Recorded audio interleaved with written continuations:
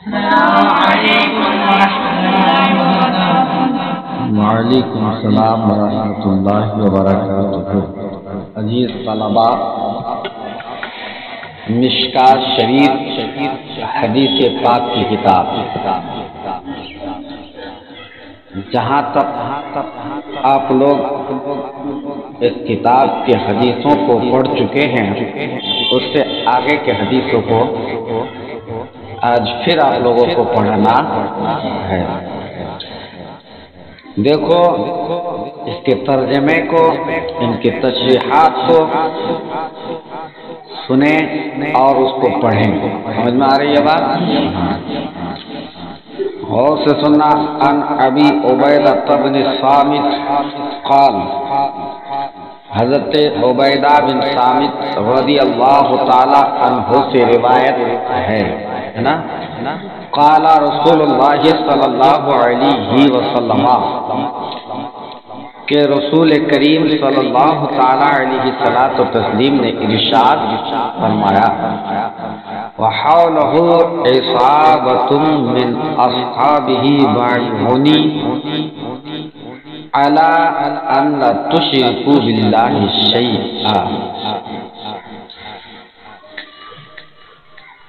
کہ ایک دن رسول اللہ صلی اللہ تعالی علیہ صلاۃ و تسلیم نے حاضرین مجلس، اس میں حاضرین مجلس صحابہ کرام رضوان اللہ تعالی علیہم اجمعین سے ارشاد فرمائے کہ مجھ سے ان باتوں پر بیٹھ، مجھ سے ان باتوں پر بیٹھ، یعنی مضبوط وعدہ اور اقرار کر لو۔ کیا کر لو؟ مضبوط وعدہ اور اقرار کر لو۔ کیا؟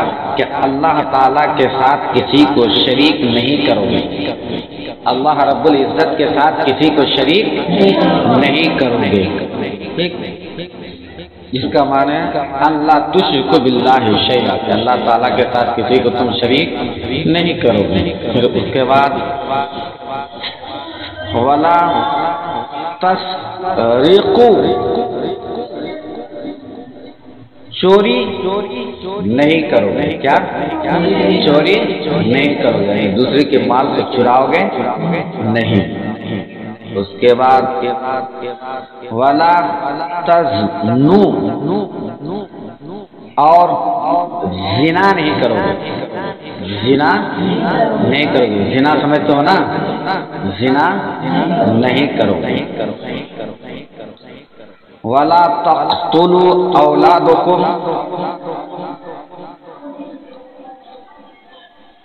ولا تأتوا ببہتان تفترونہ بین ایدیکم وارجلکم، زنا نہیں کرو گے، فقر اور مخلصی اور غربت کے ڈر سے اپنی اولاد کو قتل نہیں کرو گے، یعنی اپنی اولاد کو تم قتل نہیں کرو گے کہ میں غربت میں ہوں، اولاد کیسے پالوں گا، کیا ہے، اس کے ڈر سے تم اس کو قتل۔ جان بوجھ کر کسی پر الزام تراشی اور بہتان نہیں لگاؤ گے۔ ولا تأتوا ببہتان، سمجھے گی نہیں؟ تفترونہ، تم کسی پر جان بوجھ کر بہتان اور الزام تراشی نہیں کرو، بہتان نہیں لگاؤ۔ اور مذہب اسلام کے مطابق میں تمہیں جو حکم دوں گا اس کی نافرمانی نہیں کرو گے۔ کیا؟ بین ایدیکم وارجلکم ولا تعصوا فی المعروف فمن وقع منکم فاجرہ علی اللہ، یہاں ہے نا،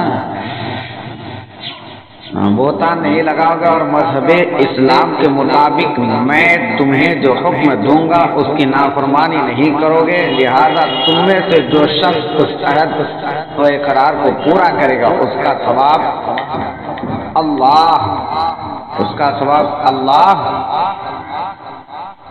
تعالی کے ذمے ہے، اس کا ثواب فاجرہ علی اللہ، اس کا ثواب اللہ تعالی کے ذمے۔ فمن وفا منکم، جو اس عہد و وفا کو کیا کرے گا؟ پورا کرے گا، اس کا ثواب اللہ تعالی کے ذمے ہے۔ اللہ رب العزت اس کا بدلہ دے گا، کیا کرے گا؟ اس کا بدلہ دے گا، عطا فرمائے گا۔ ٹھیک۔ ومن اصاب من ذلك شيئا فعوقب به في الدنيا فهو كفارة له، كفارة له۔ اور جو شخص کسی گناہ میں مبتلا ہو جائے، کیا ہو جائے؟ اور جو شخص کسی گناہ میں مبتلا ہو جائے، مبتلا ہو جائے نہیں، کسی گناہ میں مبتلا ہو جائے اور پھر دنیا میں اس کو اس گناہ کی سزا مل جائے، گناہ کیا پھر اس کو اس گناہ کی سزا مل جائے۔ مثال کے طور پر تم کسی کی جان لے لو، ہاں، پھر اس کے جان لینے کے بنا پر تم کو سزا دے دیا جائے، سمجھے کہ نہیں؟ اسی کے تعلق سے گئے، پھر اس گناہ کی سزا مل جائے تو یہ سزا اس کے لیے کفارہ ہو جائے گی، اس کے لیے وہ سزا کیا ہو جائے گی؟ کفارہ ہو جائے گی۔ فَهُوَ كَفَّارَةٌ لَهُ، تو وہ سزا اس کے لیے کیا ہو جائے گی؟ کفارہ ہو جائے گی۔ وَمَنْ أَصَابَ مِنْ ذَلِكَ شَيْئًا، اور اگر اللہ تعالیٰ کسی گناہ کرنے والے کی پردہ پوشی کر دے، اللہ رب العزت کسی گناہ کرنے والوں کی کیا کر دے؟ پردہ پوشی۔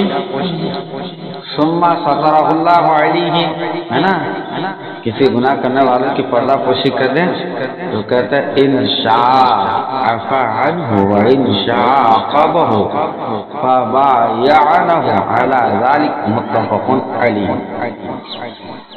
پردہ پوشی کر دیں تو اس ستر پوشی کی وجہ سے دنیا میں اس کو سزا نہ ملی، اس پردہ پوشی کی وجہ سے دنیا میں اس کو سزا نہ ملی، تو یہ اللہ تعالیٰ کے سپرد ہے، تو یہ اللہ تعالیٰ کے سپرد ہے۔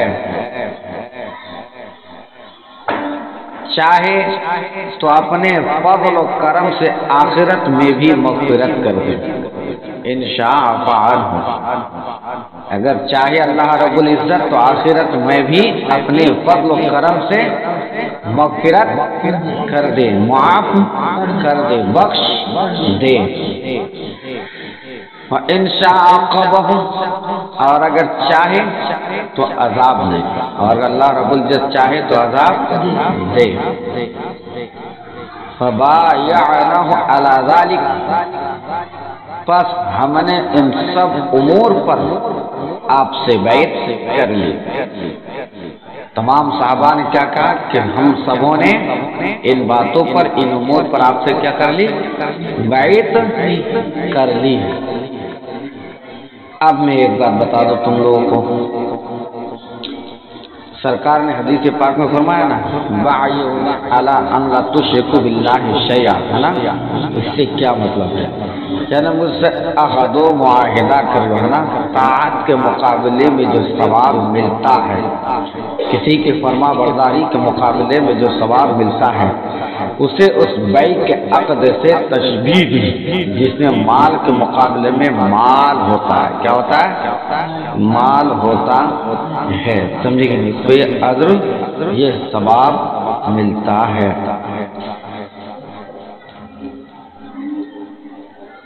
اب میں یہ کہنا چاہوں کہ اس حدیث پاک میں اللہ کے محبوب دانائے حضور احمدی مجتبیٰ محمد مصطفیٰ صلی اللہ تعالی علیہ السلام و تسلیم نے اللہ کے شریک ٹھہرانے سے بھی کسی کو منع فرمایا، کسی کے مال کو چرانے سے بھی منع فرمایا، کسی کہ ماں بہنوں سے زنا بھی نہ کرے، اس سے بھی دور رہے، اور دیگر باتیں جس حدیث پاک میں ہیں، ان تمام چیزوں کے بارے میں ذکر فرمایا اور صحابہ نے اس بات پر بیعت کر لی۔ تو ہم اور آپ ہے نا اور دیگر امت مسلمہ جو ہیں نبی کی امت کہلاتے ہیں اور بڑے بڑے کہتے ہیں کہ ہم سنت کے پابند ہیں، پھر ان کے کرتوت ایسے ہیں جس کو دیکھ کر کے عقل دنگ رہ جاتی ہے۔ انہیں ان چیزوں سے باز رہنا چاہیے کہ نہیں؟ باز رہنا چاہیے نا، دور رہنا چاہیے، مگر اللہ اپنے حفظ عمل میں ہم اور آپ سب کو رکھے کہ لوگ ان کاموں سے دور رہیں، ان باتوں سے دور رہیں۔ اب آگے کی حدیث کو پڑھتے ہیں۔ وعن ابی سعید الخدری، حضرت ابو سعید خدری رضی اللہ تعالی عنہ سے روایت ہے، قال خرج رسول اللہ صلی اللہ علیہ وسلم فی اضحى او فطر الى المصلى فمر على النساء، کہ رسول کریم صلی اللہ تعالی علیہ وسلم ایک دفعہ ایک مرتبہ عید الاضحیٰ، عید الاضحیٰ جانتے ہو نا، بقرہ عید، عید الاضحیٰ یا عید الفطر کی نماز، عید الفطر تو جانتی ہو رمضان کا مہینہ گزارنے کے بعد جو عید کی نماز پڑھتے ہو، یا عید الفطر کی نماز کے لیے عیدگاہ کی طرف تشریف لائے، عید الاضحیٰ کی نماز پڑھنے کے لیے یا پھر عید الفطر کی نماز پڑھنے کے لیے عیدگاہ کی طرف تشریف لائے، تو آپ صلی اللہ تعالی علیہ وسلم عورتوں کی ایک جماعت کے پاس سے گئے، عورتوں کی ایک جماعت بیٹھی تھی، اس کے پاس سے سرکار گزرے گئے ہے نا، فقال یا معشر النساء تصدقنا، جو کہ نماز کے لیے الگ ایک کونا میں جمع تھی، جو نماز کے لیے الگ سے ایک کونا میں کیا کی تھی؟ جمع ہوئی تھی، جمع تھی۔ فإنی أُرِيتُكُنَّ أَكْثَرَ أَهْلِ النَّارِ، ان عورتوں کو خطاب کرتی ہوئی آپ صلی اللہ تعالی علیہ وسلم نے ارشاد فرمایا کہ خواتین کی جماعت تم صدقہ اور خیرات کرو، کیا کرو؟ تم صدقہ اور خیرات کرو، کیونکہ میں نے تم میں سے اکثر کو جہنم میں دیکھا، میں نے تم میں سے اکثر کو یعنی زیادہ تر عورتوں کو کس میں دیکھا ہے؟ جہنم میں دیکھا، جس سے پاک کو سمجھ رہے ہو؟ ہاں، جہنم میں دیکھا۔ فقلنا وبما یا رسول اللہ، یہ بات سن کر عورتوں نے عرض کیا یہ اللہ کے رسول، اس کا سبب کیا ہے؟ یعنی اس کا سبب کیا ہے، وجہ کیا ہے؟ قال تکثرن اللعن وتکفرن العشیرہ ما رأيت من ناقصة على عقل ودين أذهب للب الرجل حازم من إحداكن۔ ان عورتوں نے عرض کیا نا کہ اللہ کے رسول اس کا مطلب کیا ہے، تو رسول کریم علیہ الصلوۃ والتسلیم نے ارشاد فرمایا کہ تم لعن و طعن بہت کرتی ہو، کیا کرتی ہو؟ لعن و طعن بہت کرتی ہو، اور اپنے خاوندوں کی نافرمانی، خاوندوں کی نافرمانی مطلب اپنے شوہروں کی نافرمانی اور ناشکری کرتی رہتی ہو، اپنے شوہروں کی نافرمانی اور ناشکری کرتی رہتی ہو، اور میں نے باوجود عقل اور دین کی کمزوری کے محتاط اور ہوشیار آدمی کو بے وقوف بنانے میں تم سے بڑھ کر اور کسی کو نہیں دیکھا ہے، تم عورتوں سے بڑھ کر کسی کو میں نے نہیں دیکھا ہے۔ قلنا وما نقصان دیننا و عقلنا یا رسول اللہ، جب یہ بات سرکار دوارم صلی اللہ تعالی وسلم نے فرمایا تو اب عورت کہتی ہے، یہ بات سن کر ان عورتوں نے عرض کیا کہ اللہ کے رسول ہماری عقل عقل اور دین میں کیا نقصان ہے؟ یہ باتیں سنی جب سرکار کی عورتیں تو لوگ کہنے لگی کہ اللہ کے رسول صلی اللہ تعالی علیہ وسلم ہماری عقل اور دین میں کیا نقصان ہے؟ قال علیس شہادت المرأتی مثل نصف شہادت الرجل، آپ صلی اللہ تعالی علیہ وسلم نے فرمایا کیا یہ خاتون کی شہادت مرد کی نصف گواہی کے برابر نہیں؟ ہاں، اگر ایک عورت گواہی دے اور ایک مرد گواہی دے تو برابر نہیں ہے، دو عورت گواہی دے تب ایک مرد کے گواہی کے مقابل نہیں تو نہیں۔ تو سرکار فرما رہے ہیں کہ سرکار صلی اللہ تعالیٰ علیہ وسلم نے ارشاد فرمایا کہ ایک خاتون کی شہادت مرد کی نصف گواہی کے برابر نہیں، نصف مانے آدھا، سمجھ میں آ رہی ہے بات؟ انہوں نے قلنا بلا، انہوں نے عرض کیا جی ہاں، حضرت ان کا جی ہاں۔ قال فذلك من نقصان عقل، ایسا ہی ہے، عرض کیا جی ہاں ایسا ہی ہے۔ تو آپ صلی اللہ تعالی علیہ وسلم نے ارشاد فرمایا کہ یہ اس کی عقل کی کمزوری ہے، یہ اس کی عقل کی کمزوری ہے۔ قال الیس اذا حاضت لم تصلی ولم تصم، پھر آپ صلی اللہ تعالی علیہ وسلم نے فرمایا ایسا نہیں ہے کہ جس وقت عورت حیض کی حالت میں ہوتی ہے تو اس دوران نہ نماز پڑھتی ہے اور نہ روزہ رکھتی ہے، اس دوران نہ عورت نماز پڑھتی ہے اور نہ روزہ رکھتی ہے، ایسا نہیں ہے۔ قال، ہاں وہ تو ہو گیا، قلنا بلا، قال فذلك من نقصان دینها، انہوں نے عرض کیا جی ہاں ایسا ہی ہے، اور انہوں نے کیا کہا جی ہاں ایسا ہی ہے۔ تو آپ صلی اللہ تعالی علیہ وسلم نے فرمایا یہ اس کے دین کی کمی اور کمزوری ہے۔ متفق علیہ، یہ حدیث بخاری اور مسلم دونوں میں۔ اب یہ مسئلہ سن لو کہ ہر مہینے میں ماں بہنوں کو حیض آتا ہے نا، جانتے ہو نا، مہینے کا خون آتا ہے تو ان دنوں میں عورتوں پر نماز نہیں، وہ نماز نہیں پڑھے گی اور ان نمازوں کی قضا بھی نہیں کرے گی۔ لیکن رمضان المعظم کا مہینہ ہو، اس مہینے میں کسی کو حیض آ جائے، حیض تو آنا ہے، تو ان دنوں میں تو روزہ نہیں رکھے گی، مگر مہینہ ختم ہونے کے بعد ان روزوں کی کیا کرے گی؟ قضا کرے گی۔ سمجھ میں آ رہی ہے بات؟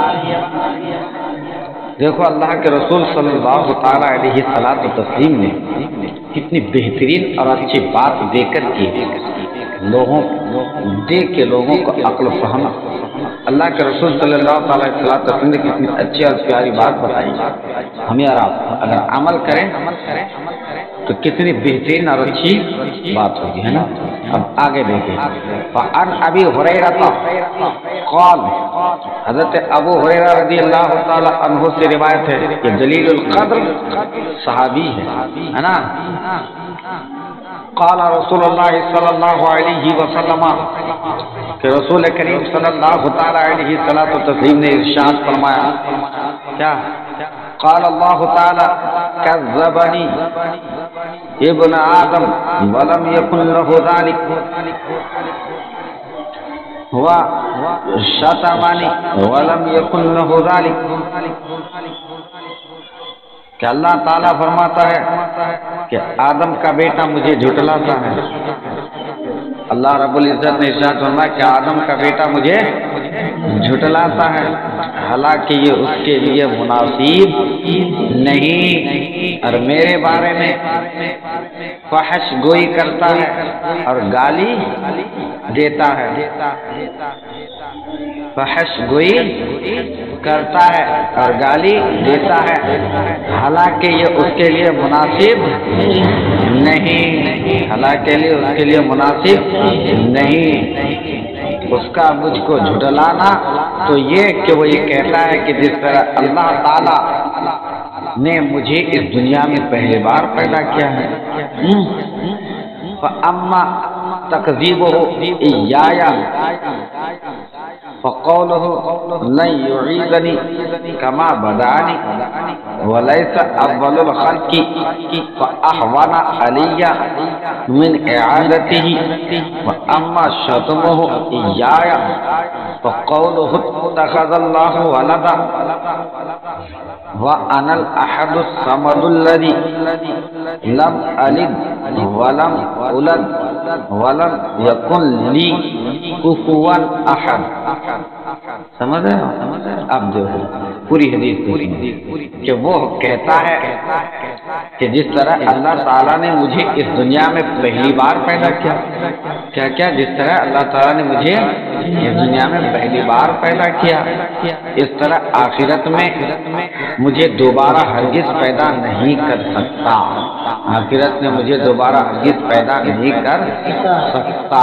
حالانکہ دوبارہ پیدا کرنا پہلی مرتبہ پیدا کرنے کے مقابلے میں مشکل نہیں ہے.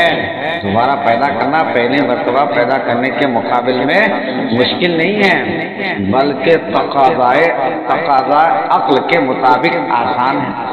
عقل کے تقاضے کے مطابق کیا ہے؟ آسان ہے. اس کا میرے بارے میں فحش گوئی کرنے اور گالی دینے سے مراد یہ ہے کہ وہ کہتا ہے کہ اللہ تعالیٰ صاحب اولاد ہے. فَقَوْلُهُ اتَّخَذَ اللَّهُ وَلَدًا کہ اللہ تعالیٰ صاحب اولاد ہے، حالانکہ میں اکیلا ہوں. وَأَنَا الْأَحَدُ حالانکہ میں اکیلا ہوں اور بے نیاز ہوں. سمجھ کا بھی ذکر ہے نا، اور بے نیاز ہوں. نہ میں نے کسی کو جنا ہے اور نہ مجھ کو کسی نے جنا ہے، اور نہ ہی میرا کوئی ہمسر ہے، اور نہ ہی کوئی میرا ہمسر ہے. ایسا نہیں، مگر یہ لوگ اس طرح کہتے ہیں، حالانکہ یہ غلط ہے. اب آگے کی حدیث کو دیکھو. وَأَنْ أَبِي هُرَيْرَةَ قَالَ حضرت ابو ہریرہ رضی اللہ تعالیٰ عنہ سے روایت ہے، قال رسول اللہ صلی اللہ تعالیٰ علیہ وسلم کہ رسول کریم صلی اللہ علیہ وسلم نے ارشاد فرمایا، قال اللہ یؤذینی ابن آدم یسب الدہر وانا الدہر بیدی الامر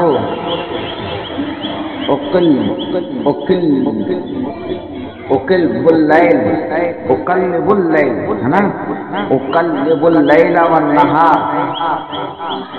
حضرت ابو ہریرہ رضی اللہ تعالیٰ عنہ سے روایت رسول کریم علیہ السلام نے فرمایا کہ اللہ تعالیٰ کا ارشاد ہے کہ مجھے اولاد آدم یعنی آدم علیہ السلام کی اولاد یعنی انسان تکلیف دیتا ہے. کیا کرتا ہے؟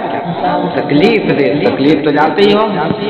وہ اس طرح کہ وہ زمانے کو برا کہتا ہے. کیا کہتا ہے؟ زمانے کو برا کہتا ہے، حالانکہ زمانہ تو کچھ نہیں، وہ تو میں ہی ہوں. زمانہ کچھ نہیں، وہ تو میں ہی ہوں.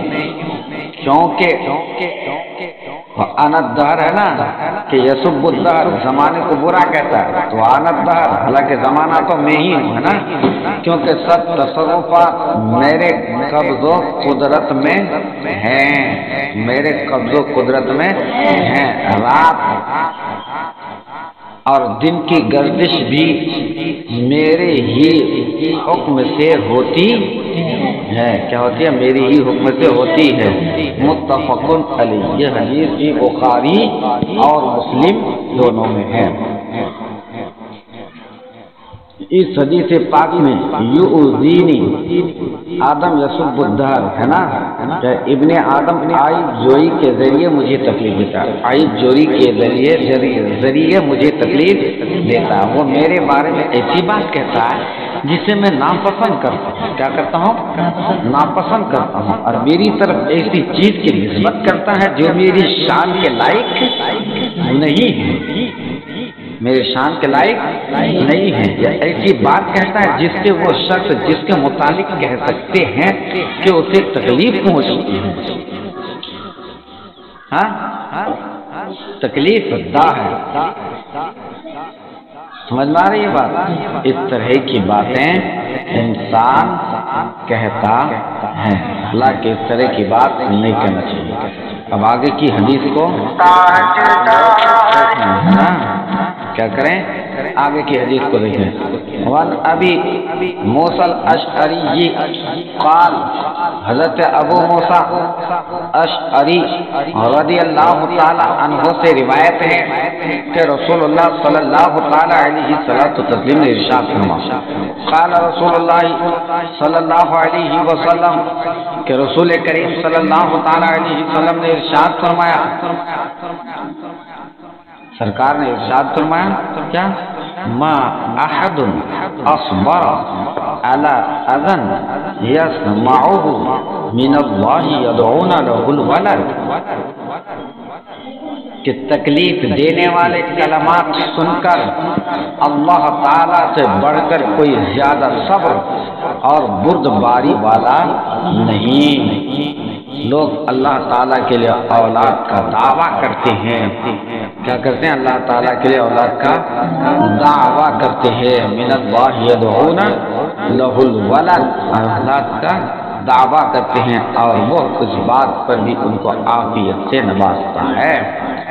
ثم یعافیہم، اس کے باوجود اللہ رب العزت اس پر بھی ان کو عافیت سے نوازتا ہے. وَيَرْزُقُهُمْ، اور انہیں رزق دیتا ہے. اور اللہ رب العزت اس کے باوجود بھی کیا کرتا ہے؟ رزق دیتا ہے. آپ غور فرمائیں کہ اللہ تعالیٰ کا فضل و کرم اور انعام و اکرام ان لوگوں پر جو رب تعالیٰ کو یعنی اللہ رب العزت کو ایذا پہنچانے والے ہیں، تو اس شخص سے متعلق آپ کا کیا گمان ہے کہ اپنے اس کے نافرمانوں کی جانب سے تکلیفیں سہنا ہے، اس کے حکامات کے بجائے اوری اور منع کردہ چیزوں سے رکتا ہے. اس حدیث میں ہمیں بھی تکالیف کے سہنے، بدلہ نہ لینے اور اللہ تعالیٰ کے اخلاق سے متصف ہونے کا درس ہے. کیا ہے؟ درس ہے. سمجھ میں آ رہی ہے بات؟ اب آگے دیکھیں. اس حدیث کے بعد پھر سبق کو اختتام کریں گے. وعن معاذ قال كنت ردف النبي صلی اللہ علیہ وسلم على حمار. حضرت معاذ بن جبل سے روایت، ایک سفر کے دوران سواری کے گدھے پر، روایت ہے کہ ایک سفر کے دوران سواری کے گدھے پر میں رسول اللہ صلی اللہ علیہ وسلم کے پیچھے بیٹھا ہوا تھا. علی حمار، میں رسول کریم صلی اللہ تعالی علیہ وسلم کے پیچھے بیٹھا ہوا تھا. لیس بینی و بینہ، میرے اور رسول کریم صلی اللہ تعالی علیہ وسلم کے درمیان کجاوے کی پچھلی لکڑی حائل تھی. کجاوے کی پچھلی لکڑی حائل تھی نا، پچھلی والی جو لکڑی تھی وہ حائل تھی. الا مؤخرۃ الرجل،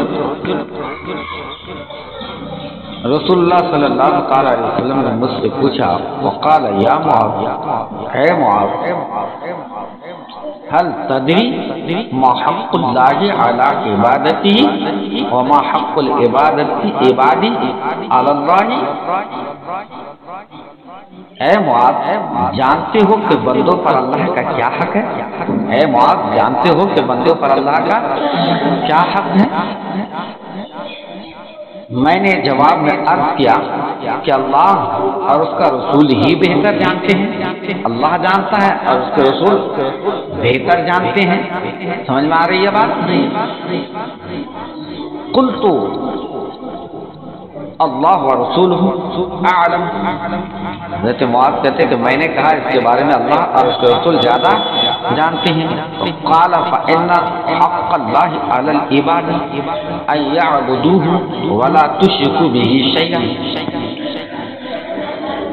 آپ صلی اللہ تعالیٰ علیہ وسلم نے ارشاد فرمایا بندوں پر اللہ کا حق یہ ہے، بندوں پر اللہ کا حق یہ ہے کہ وہ اس کی عبادت کریں، اللہ تعالیٰ کی عبادت کریں اور کسی کو اس کے شریک نہ کریں، کسی کو اس کے شریک نہ کریں۔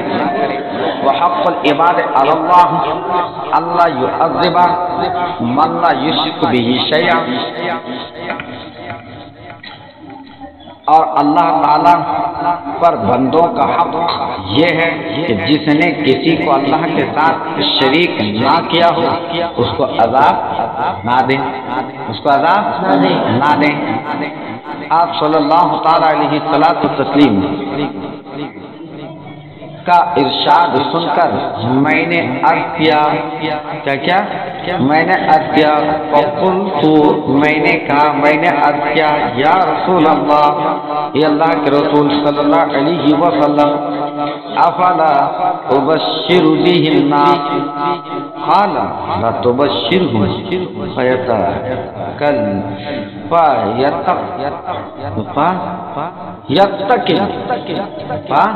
یتقی، آپ صلی اللہ تعالیٰ علیہ وسلم کا ارشاد سن کر میں نے عرض کیا کہ اللہ کے رسول کیا یہ بشارت لوگوں کو سنا دوں، یہ بشارت یہ خوشخبری لوگوں کو سنا دوں، لوگوں کو بتا دوں؟ تو آپ صلی اللہ تعالیٰ علیہ وسلم ارشاد فرمائے کہ لوگوں کو یہ بشارت نہ سناؤ، لوگوں کو یہ بشارت یہ خوشخبری نہ سناؤ، کیونکہ لوگ اسی پر اعتماد کر کے بیٹھ جائیں گے، اسی پر اعتماد کر کے بیٹھ جائیں گے اور عمل کرنا کیا کر دیں گے، چھوڑ دیں گے، لوگ عمل کریں گے نہیں۔ اس لیے لوگوں کو مت بتاؤ، سناؤ۔ اب دیکھو میں تم کو بتاؤں، وما حق العباد علی اللہ، کہ حق اللہ کا نا معنی اس کے واجب و لازم ہونے کی، جبکہ حق العباد کا معنی لائق و مناسب ہے، کیونکہ جو شخص اللہ تعالیٰ کے سوا کسی کو رب نہ بنائے، حکمت کی روح سے احسان مناسب اللہ تعالیٰ پر کوئی چیز لازم نہیں، برخلاف معتزلہ کے یہ جو کہا نا کہ اللہ تعالیٰ پر ضروری کہ اللہ تعالیٰ عذاب نہ دے، سمجھے کس کو؟ جو اللہ تعالیٰ کی فرما برداری کریں اور اس کے شریک کسی کو نہ ٹھہرائے نا۔ بعض حضرات نے کہا کہ بندوں کا حق وہ ہے جس کا اس نے وعدہ فرمایا ہے، اور جس کا وعدہ باری تعالیٰ خود فرمائے اس کی بجا اور واجب، بس یہ اللہ تعالیٰ کے سچے وعدہ کے بنا پر حق ہے۔ علامہ نووی رحمۃ اللہ علیہ نے فرمایا کہ بندوں کا اللہ پر حق مشاکلات و مقابلہ کے طور پر ہے، اور یہ بھی ممکن ہے کہ یہ کلام اس قبیل سے ہو کہ ایک آدمی دوسرے سے کہے کہ آپ کا حق مجھ پر لازم ہے، یعنی میں تاکیدی طور پر اس کی بجا آوری کروں گا۔ نبی کریم صلی اللہ تعالیٰ علیہ وسلم کا ارشاد اسی قبیل سے ہے۔ سمجھ میں آ رہی ہے بات؟ یہیں سے آج کے سبق کو سمیٹتے ہیں۔ اگر کسی قسم کی کوئی بات سمجھ میں نہ آئے یا سمجھنے میں کوئی دقت و پریشانی ہو یا پڑھانے میں کوئی لفظ چھوٹ چکا ہو یا سبقت لسانی کی وجہ سے کوئی لفظ نکل چکا ہو تو آپ اس کے بارے میں ہمیں اطلاع دیں، پھر اس پہ آپ کو مزید باتیں بتائی جائے گی۔ سمجھ میں آ رہی ہے بات؟ یہیں سے آج کے سبق کو سمیٹ رہے ہیں۔ صلی اللہ علیہ نبی وآلہ صلاۃ و سلام علیک یا رسول اللہ صلی اللہ تعالیٰ علیہ وسلم۔